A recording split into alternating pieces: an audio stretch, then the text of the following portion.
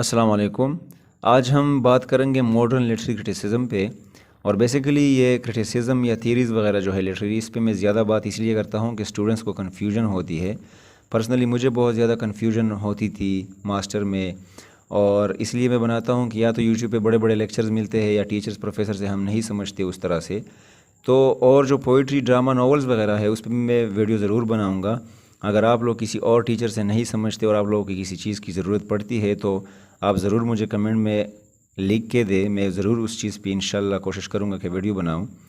तो बेसिकली आज का हमारा जो टॉपिक है वो मॉडर्न लिटरेरी क्रिटिसिज्म है। शुरू करते हैं।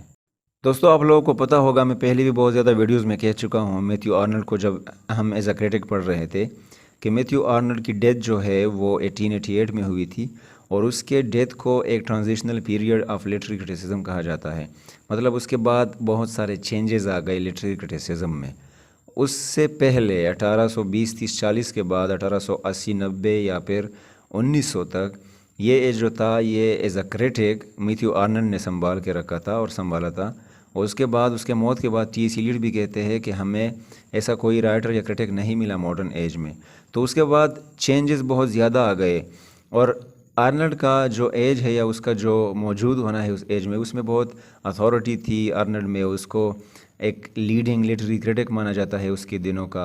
और ये भी कहा जाता है कि उसने जो थेरीज़ या क्रिटिसिज्म की है उसकी जो एज है, मेजर उसकी आइडियाज़ जो है वो उसी एरा के उन्होंने शेप किए थे, उन्होंने बनाए थे।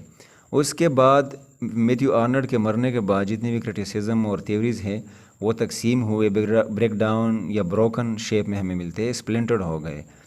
और 19th सेंचुरी के एंड में बहुत सारे क्रिटिक्स ने इस बायोग्राफिकल या फिर हिस्टोरिकल अप्रोच पे ज़ोर दिया।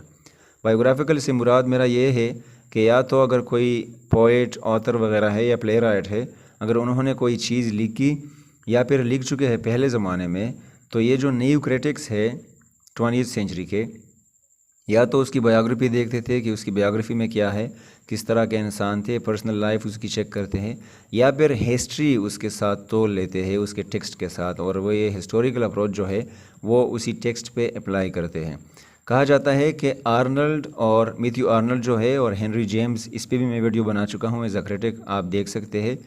वो उन लोगों के बाद, उसके मरने के बाद, दोनों के मरने के बाद कोई सिंगल वॉइस नहीं था, बल्कि बहुत सारे लिटरेरी थेरीज़ जो है एक टेक्स्ट पे अप्लाई होने लगे। मुख्तलिफ छोटे छोटे थेरीज़ जो है मॉडर्न एज के वो अप्लाई होने लगे। और बहुत सारे स्कूल ऑफ क्रिटिसिज्म ने मुख्तलिफ क्वेश्चंस पूछे एक टेक्स्ट से, हर एंगल से उन्होंने उस चीज़ को जानने की कोशिश की, और जो बेसिक चीज़ें थे वो टाइप ऑफ छोड़ चुके थे या भूल चुके थे। और इसलिए कहते हैं कि दी स्कूल्स अबंडन है होलिस्टिक अप्रोच। ये जो स्कूल्स थे क्रिटिसिज्म के, या जो क्रिटिक्स थे, जो एक थॉट के लोग होते थे, उन्होंने होलिस्टिक अप्रोच को छोड़ा था। होलिस्टिक अप्रोच से मुराद ये है कि एज अ होल, एक टेक्स्ट को जो कवर किया जाता था क्रिटिसिज्म से, मतलब हर एंगल से उस टेक्स्ट को, लिटरेरी टेक्स्ट को जब देखा जाता था, उसे अप्रिशिएट या क्रिटिसाइज़ किया जाता था, उस चीज़ को ये मॉडर्न जो क्रिटिक्स है वो छोड़ चुके थे। होलिस्टिक का मतलब है एज अ होल किसी चीज़ को जांचना। फॉर एग्ज़ाम्पल, आप टेक्स्ट में जाते हैं और टेक्स्ट ओरिएंटेड थीरीज़ हमने पढ़े हैं, आप लोग प्लेलिस्ट में देख सकते हैं, हिस्ट्री में हमने ये बहुत सारी चीज़ें इस पे बनाई हैं। तो उसमें बहुत सारी थीरीज़ है वो ये लोग छोड़ चुके हैं, अप्लाई नहीं करते थे। फॉर एग्ज़ाम्पल, अगर आप लोग मॉडर्निज़म को देखें तो मॉडर्निज़म एक लिटरेरी थ्योरी भी आप अप्लाई कर सकते हैं। ये मॉडर्निज़म अप्लाई करते थे, और ये जो क्रिटिक्स है ये चाहते थे कि हम पास्ट से, हिस्ट्री से ब्रेक डाउन करें या एक ब्रेक इख्तियार करें कि हम उसको इधर उसकी इन्फ्लुएंस हम पे ना हो। बेसिकली वो डिनाई करते थे हिस्टोरिकल और कल्चरल इन्फ्लुएंसेस को किसी टेक्स्ट में, वो इस पे अप्लाई इसलिए नहीं करते थे। इन एडिशन टू दैट, हमारे साथ कल्चरल पोएटिक्स एक मॉडर्न लिटरेरी क्रिटिसिज्म है, एक थ्योरी है जो कि 1980s के बाद या 1980 के बाद ये अपीयर हो जाता है। ये जो क्रिटिक्स है, जिस सोच के ये लोग हैं, ये आर्ग्यू करते हैं कि बहुत सारे क्रिटिक्स का हिस्टोरिकल कॉन्शसनेस ज़रूर री अवेकन होना चाहिए, मतलब वो दोबारा से ज़िंदा होना चाहिए। ये जो कॉन्शसनेस है, ये इन लोगों का जो दिमागी साइकोलॉजी वगैरह है, इसको हमने फिर से जगाना है या इसको जगाना चाहिए, क्योंकि रियलिटी में अगर आप लोग 1900 سے پہلے 1980 سینچری کے ناولز وغیرہ دیکھتے ہیں، برونٹی سسٹر کے، جین آسٹن کے، یا پھر کسی بھی رائٹر کے آپ لے لیں، تھامس ہارڈی کے ناولز لے لیں، وہ کہتے ہیں کہ جو فیکشنل ٹیکسٹ ہوتے تھے وہ اگر آپ کمپیئر کریں اور اس زمانے کی ہسٹری اگر آپ لوگ دیکھیں کسی ہسٹورین سے یا کسی اور رائٹر سے، وہ اگر آپ کمپیئر کریں اور اس سوسائٹی کی جو کلچرل کنڈیشنز ہے، یہ تینوں فیکشنل ٹیکسٹ، ہسٹوریکل ویلیوز اور کلچرل ویلیوز اگر آپ لوگ ایک دوسرے کے ساتھ کمپیئر کریں گے تو یہ ایک دوسرے کے ساتھ امیزنگلی سملر ہے، ایک دوسرے کے ساتھ بہت زیادہ ملاوٹ ہے، اس میں ایک دوسرے سے ملتے ہیں۔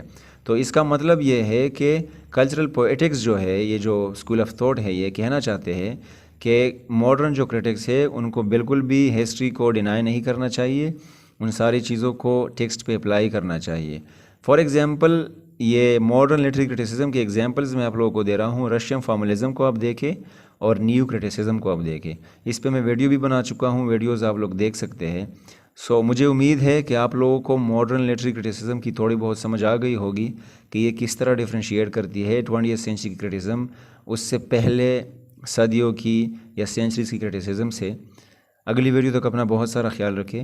Thank you very much.